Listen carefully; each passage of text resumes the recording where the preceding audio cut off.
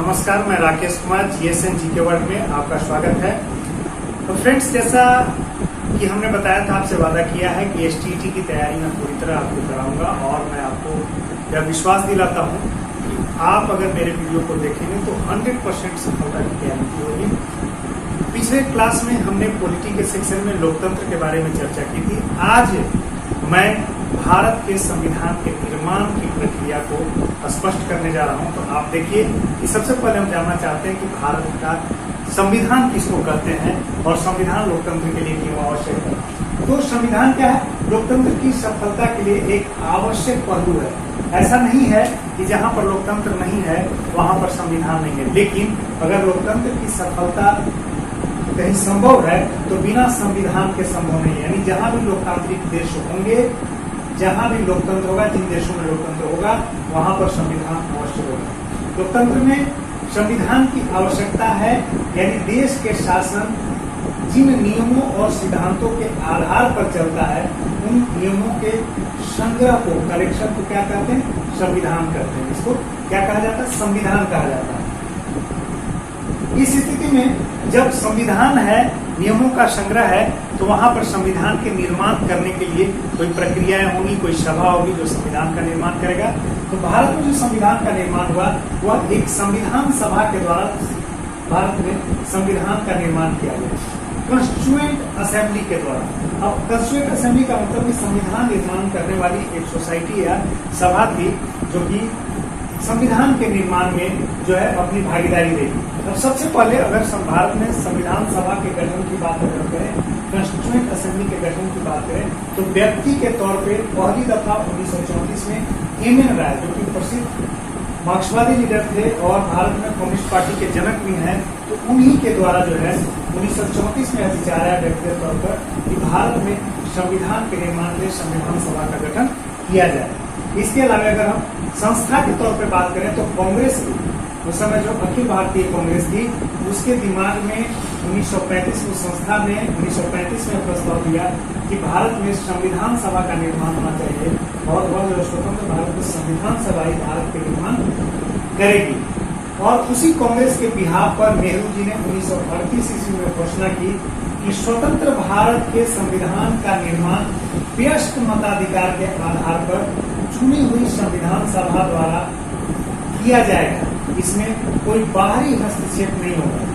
कांग्रेस के बिहार पर नेहरू जी ने ऐसी घोषणा की। अब आप समझिए कि क्या नेहरू जी के घोषणा करने से उस समय ब्रिटिशर्स की जो ब्रिटिश सरकार थी, अंग्रेजों की जो सरकार हुकूमत थी, भारत में क्या पूरी तरह मान लिया? तो इस प्रस्ताव का, यानी कांग्रेस के जो आंदोलन थे उसका प्रभाव यह हुआ कि 1946 ईस्वी में जो कांग्रेस के बिहार पर कांग्रेस की ओर से नेहरू ने जो संविधान निर्माण के लिए एक प्रस्ताव पेश किया था, संविधान सभा के निर्माण के लिए, संविधान के निर्माण के लिए, उस प्रस्ताव को सैद्धांतिक रूप से, थियोरेटिकल तौर पर ब्रिटिश सरकार ने स्वीकार कर लिया, जिसे 1940 के अगस्त प्रस्ताव के नाम से भी जाना जाता है। अब सपोज कीजिए कि वह प्रस्ताव के रूप में स्वीकार कर लिया गया, तो इन्होंने क्या कहा? नेहरू जी ने कहा कि स्वतंत्र भारत के संविधान का निर्माण व्यस्त मताधिकार के आधार पर होगा। लेकिन आपको पता होगा कि जब भारत की संविधान सभा बनी और जो संविधान सभा में सदस्यों की चुनाव हुई, सभा यानी कई लोगों का समूह, जब संविधान के निर्माण के लिए संविधान सभा का निर्माण हुआ तो वहां व्यस्त मताधिकार के आधार पर सदस्यों का चुनाव नहीं हुआ। तो इस आधार पर सैद्धांतिक रूप में तो संविधान सभा बनाने की बात स्वीकार की गई, स्वतंत्र भारत में संविधान का निर्माण होगा इसकी बात की गई, लेकिन संविधान सभा के निर्माण में पूरी तरह से नेहरू जी की बातों को नहीं माना गया, कांग्रेस की बातों को नहीं माना गया और एक प्रस्ताव लेकर के 1942 में ब्रिटिश सरकार के जो कैबिनेट मंत्री थे, स्टोफर्ड क्रिप्स, जिसे क्रिप्स प्रस्ताव के रूप में भी जाना जाता है, इसे क्या जाना जाता है? क्रिप्स प्रस्ताव के रूप में भी जाना जाता है, जो 1942 में आया और वह एक भारतीयों के लिए संविधान निर्माण के लिए संविधान सभा का प्रस्ताव लेकर के आया। लेकिन यह जो प्रारूप था, इस प्रारूप को मुस्लिम लीग ने अस्वीकार कर दिया। मुस्लिम लीग का कहना था कि सबसे पहले दो स्वतंत्र राष्ट्र के रूप में भारत और पाकिस्तान के रूप में भारत को बांट दीजिए और अलग अलग संविधान सभाएं होंगी जो कि अपने अपने देशों के लिए संविधान का निर्माण करेंगी। इस प्रस्ताव को, क्रिप्स प्रस्ताव को जो है मुस्लिम लीग ने अस्वीकार कर लिया नहीं माना और क्रिप्स ने भी इस प्रस्ताव को, मुस्लिम लीग के इस प्रस्ताव को नहीं स्वीकार किया। दोस्तों, जैसा कि आपने देखा कि क्रिप्स मिशन के प्रस्ताव जो 1942 में भारत के संविधान के निर्माण और भारत के संविधान सभा के गठन के जो प्रस्ताव क्रिप्स की अध्यक्षता में जो ब्रिटिश सरकार के ब्रिटिश प्रधानमंत्री के जो कैबिनेट के सदस्य थे, यानी मंत्री थे, कैबिनेट मंत्री, उनकी अध्यक्षता में जो प्रस्ताव आया क्रिप्स मिशन के रूप में जाना जाता है, क्रिप्स प्रस्ताव के रूप में जाना जाता है, उसको मुस्लिम लीग ने अस्वीकार कर दिया। मुस्लिम लीग ने क्या मांग की कि दो अलग अलग देश के लिए, यानी भारत और पाकिस्तान दो अलग अलग पृथक देश होंगे, सेपरेट कंट्री होंगे और उनके लिए अलग अलग संविधान सभा बनाने की घोषणा कीजिए और वे जो संविधान सभाएं होंगी अपने अपने देश के लिए, यानी भारत के लिए अपनी अलग संविधान सभा और पाकिस्तान के लिए अपनी अलग संविधान सभा होगी और वही अपने देश के लिए संविधान का निर्माण करेगी। लेकिन क्रिप्स मिशन ने इसे अस्वीकार कर दिया। इसके बाद 1946 ईस्वी में 4 साल बाद 4 साल बाद 1946 ईस्वी में कैबिनेट मिशन आया। कैबिनेट मिशन क्या था? ब्रिटिश प्रधानमंत्री के कैबिनेट के 3 सदस्य थे, एबी अलेक्जेंडर, स्टॉफर्ड क्रिप्स और पैट्रिक लॉरेंस। इन तीनों ने जो है फिर भारत में दस्तक दिया और 1946 में भारत में संविधान निर्माण के, संविधान सभा के गठन के प्रस्ताव को जो है भारतीयों के सामने रखा। भारत जो उस समय की राजनीतिक दलें थी, कांग्रेस और मुस्लिम लीग जैसी जो दलें थी, उनके सामने रखा। मुस्लिम लीग ने फिर उन्हें कहा कि आप जो है दो अलग अलग संविधान सभा का गठन कीजिए, लेकिन इसे जो है कैबिनेट मिशन ने अस्वीकार कर दिया। किसने अस्वीकार कर दिया? जो कैबिनेट मिशन था, मुस्लिम लीग के इस प्रस्ताव को अस्वीकार कर दिया। अब क्या हुआ? तो कैबिनेट मिशन के प्रस्ताव के अस्वीकार करने के बाद जो है मुस्लिम लीग सहमत हुआ और सहमत होने के बाद जो संविधान सभा के गठन की बात हुई। तो आपसे सवाल जो बनेगा, इंपॉर्टेंट सवाल है कि क्रिप्स मिशन कब आया था? तो आपको बताना 1942 में आया था। क्रिप्स मिशन क्यों फेल हो गया था? तो मुस्लिम लीग ने जो संविधान सभा की बात थी उसको अस्वीकार कर दिया था और अपनी मांग उठाई थी कि दो अलग अलग संविधान सभाएं बनाई जाए, दो अलग अलग देशों के लिए। भारत और पाकिस्तान दो अलग अलग देश की मांग कर रहे थे, बंटवारे की मांग कर रहे थे और अलग अलग संविधान सभाओं की बात कर रहे थे और अपने देश में संविधान सभाएं बनेंगी इसकी बात कर रहे थे। अगला सवाल आपसे बन सकता है कि कैबिनेट मिशन कब आया? तो 1946 में आया। इसमें कितने सदस्य थे? तो 3 सदस्य थे, एबी अलेक्जेंडर, स्टॉफर्ड क्रिप्स और पैट्रिक लॉरेंस। 3 सदस्यीय कैबिनेट मिशन था। कब आया? 1946 में आया। इसलिए आया भारत में संविधान निर्माण की जो संविधान सभा बनाने का प्रस्ताव था उसको लेकर के आया। यानी भारत में जो संविधान का, भारतीयों के जो वर्तमान संविधान है उसके निर्माण का जो है प्रस्ताव अंतिम रूप में कहां से स्वीकार हो गया? कैबिनेट मिशन से। यह भी सवाल बन सकता है। और इसी के आधार पर एक संविधान सभा बनी और संविधान सभा नाम से लगा कि संविधान बनाने वाली सभा, यानी सभा यानी कई लोगों का समूह। इसमें कुल 389 सदस्य जो है रखे जाने के बाद जो भारत के लिए संविधान बनाई गई। जिस समय भारत का क्या होता है, पाकिस्तान नहीं और भारत नहीं, सब एक साथ भारत, पाकिस्तान और बांग्लादेश उस समय मिला करके जो क्षेत्र था वह उस समय का ब्रिटिश भारत के अधीन था और उसमें 389 मेंबर्स चुने गए। अब आपसे इसके मन में सवाल उठेगा कि आखिर 389 ही क्यों? तो उस समय जो प्रपोर्शन रखा गया संविधान सभा में सदस्यों के चुनाव का, उसमें रखा गया कि प्रत्येक 10 लाख की आबादी पर एक सदस्य चुने जाएंगे। तो आप यहाँ पर देख सकते हैं क्या सवाल बन सकता है आपसे कि संविधान सभा के एक सदस्य का चुनाव जो है, यानी एक सदस्य का चुनाव जो होना है या संविधान सभा में जो एक सदस्य रखे जाएंगे वह कितनी आबादी का रिप्रेजेंटेशन करेंगे? तो आपको बताना है कि 10 लाख की आबादी का रिप्रेजेंटेशन करेंगे। यह इंपॉर्टेंट सेक्शन हो गया। अब इसके आधार पर आप देख सकते हैं कि 389 मेंबर्स हैं, 10 लाख पर एक है, तो आप उस समय भारत की आबादी का भी गणना कर सकते हैं। लगभग जो है आप देख लीजिए 3.389 इंटू 10 लाख आप कर लीजिए, उस समय भारत की आबादी हो जाएगी। और इसमें भी जो डिवीजन किया गया आपको पता होगा कि उस समय भारत में ब्रिटिशर्स का जो डायरेक्ट राज्य था वह था और कुछ राजवाड़े थे, रियासत थे, वहाँ ब्रिटिश भारत में शामिल थे। और 1935 में जो अखिल भारतीय संघ की बात की थी वही ब्रिटिश प्रांत और देसी रियासतों को मिला कर गई थी। तो आप 389 में देखें कि ब्रिटिश प्रांत से 296 और देसी रियासतों से 93, कुल मिलाकर के 389 मेंबर्स जो है संविधान सभा में रखे जाने थे। यानी प्रत्येक 10 लाख की आबादी पर एक मेंबर का चुनाव होना था।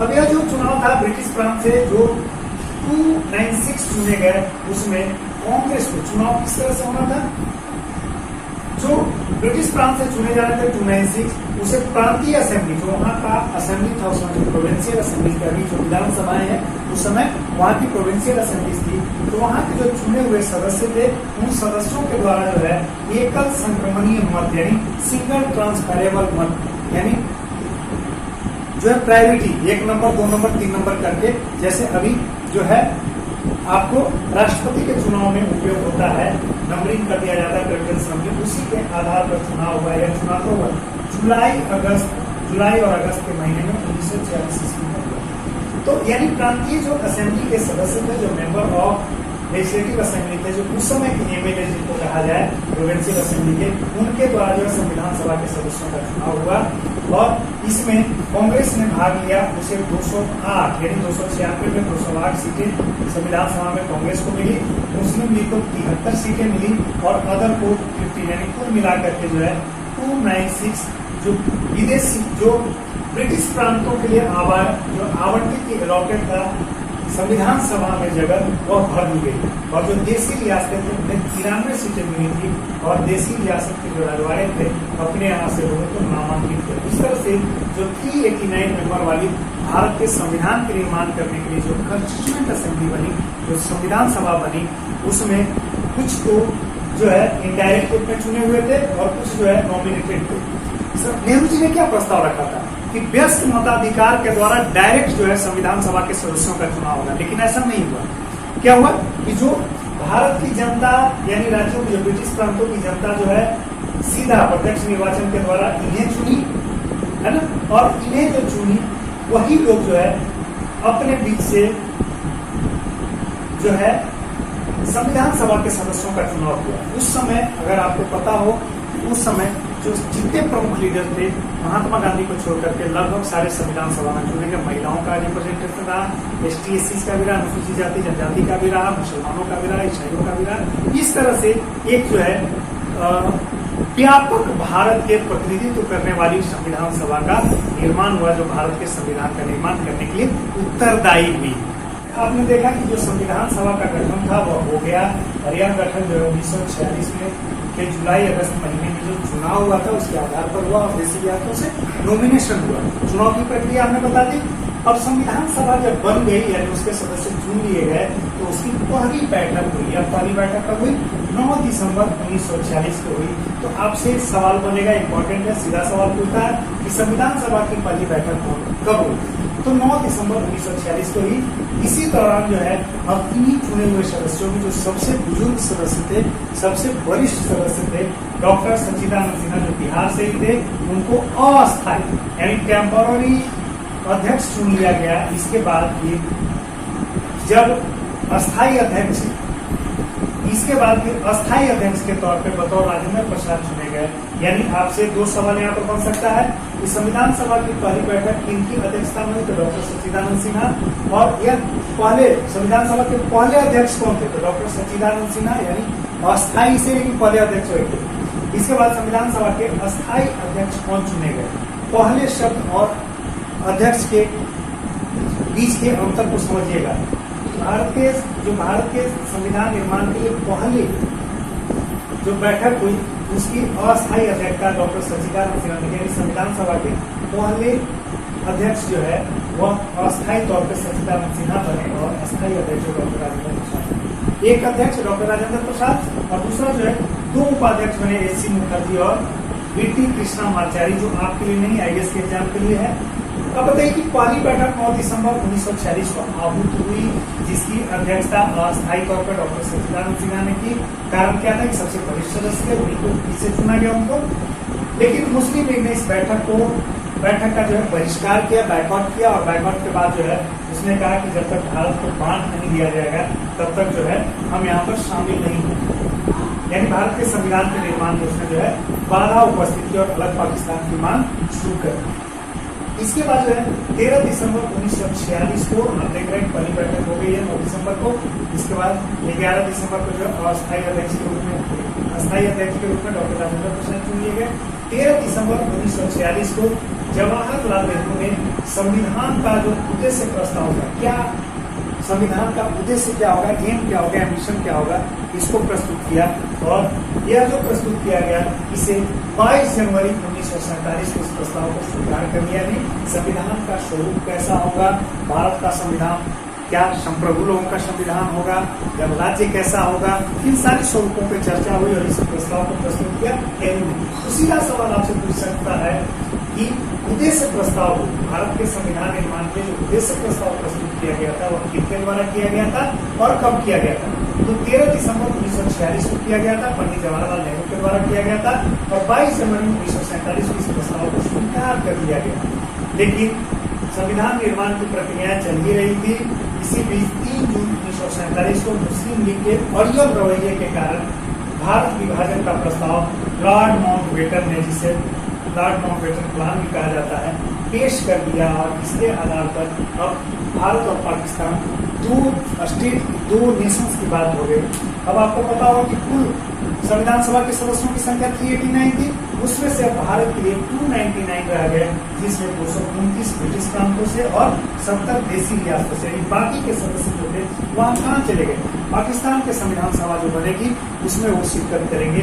भारत में यही 299 लोग टिक करके संविधान के निर्माण में, यानी भारत के संविधान सभा के रूप में काम। जैसे कि आपने देखा कि संविधान सभा के गठन के बाद संविधान के निर्माण की प्रक्रियाएं शुरू की हुई और उस संविधान के निर्माण में कई जो सारे संविधान सभा के सारे सदस्यों का योगदान रहा और अलग अलग चीजों के लिए अलग अलग समितियां बनी और उन समितियों के संस्तुति के आधार पर संविधान सभा में उसके प्रावधानों को शामिल किया गया और भारत के संविधान में अंतिम रूप में जो है उसे जगह मिली। अब हम उन समितियों में प्रमुख समितियों को देखेंगे जो परीक्षा के हिसाब से महत्वपूर्ण है। जो संघ शक्ति समिति बनी उसके अध्यक्ष जवाहरलाल नेहरू बनाए गए और संघीय संविधान समिति जो बनी उसके भी अध्यक्ष जवाहरलाल नेहरू बने। प्रांतीय संविधान जो समिति बनी उसके अध्यक्ष सरदार वल्लभ भाई पटेल बने और जो प्रमुख समिति, सबसे इम्पोर्टेंट समिति यानी संविधान का स्वरूप कैसा होगा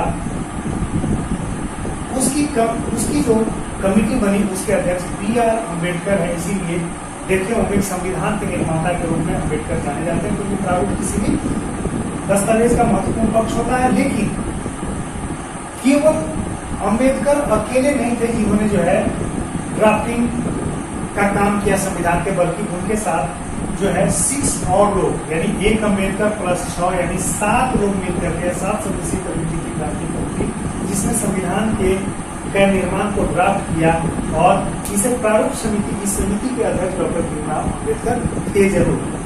मौलिक अधिकारों पर जो सलाहकार समिति बनी थी उसके अध्यक्ष सरदार पटेल थे और राज्यों से जो समझौता करने वाली समिति बनी थी इसके अध्यक्ष जवाहरलाल नेहरू बनाए गए थे।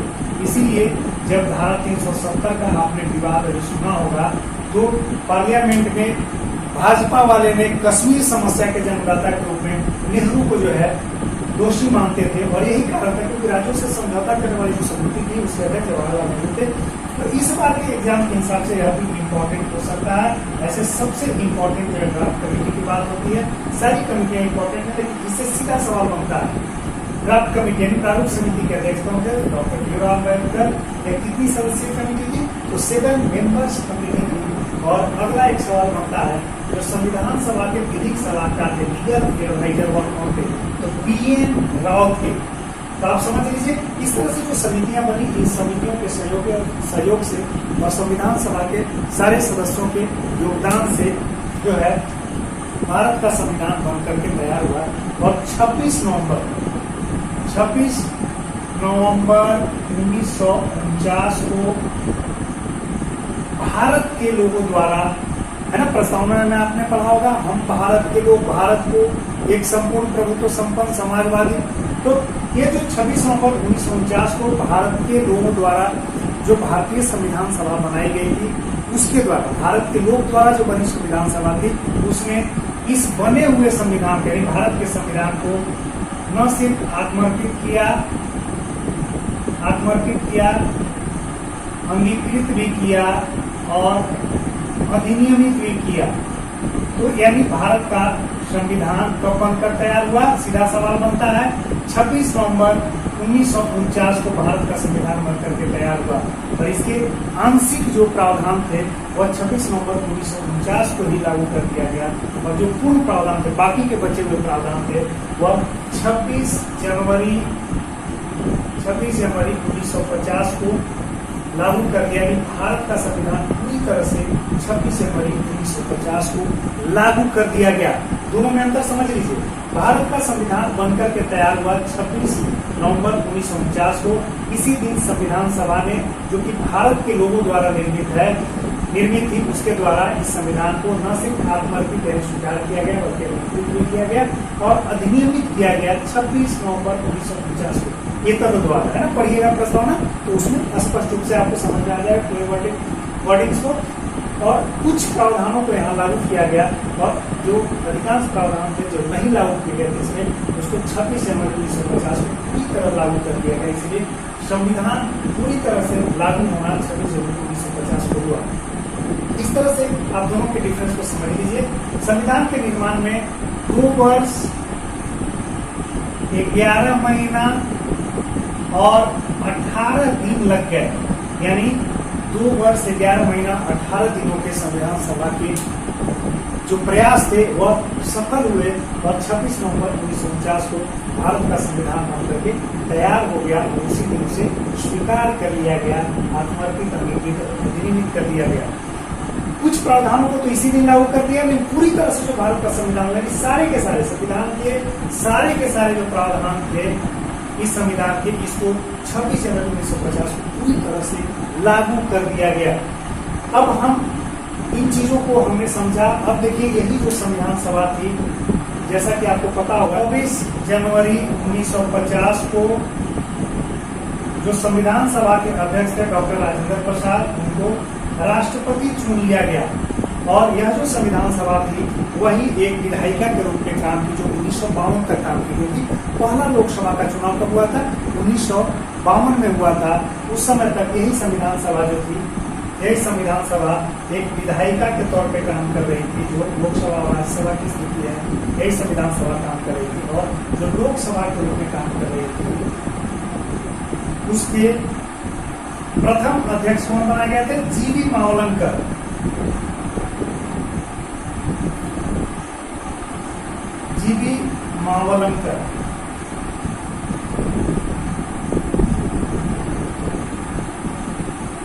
जीवी मावलंकर बनाए गए थे।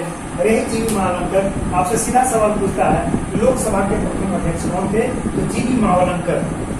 अब यही देखें कि यही संविधान सभा विधायिका के रूप में परिणत हो गया, और यह लोकसभा के रूप में जब काम किया तो उसके प्रथम अध्यक्ष था जीवी मावलंकर, लेकिन यानी लोकसभा के प्रथम अध्यक्ष जीवी मावलंकर थे। इस तरह से इस चैप्टर में जो भारत के संविधान निर्माण का जो चैप्टर है, उसको हमने इसके सारे पक्षों को देखा, उसके जो सारे इंपॉर्टेंट सवाल थे हमने उसको देखा। और इसको अब आपको 2-3 बार 4 बार वीडियो देख करके इसको जेहन में बैठा देना और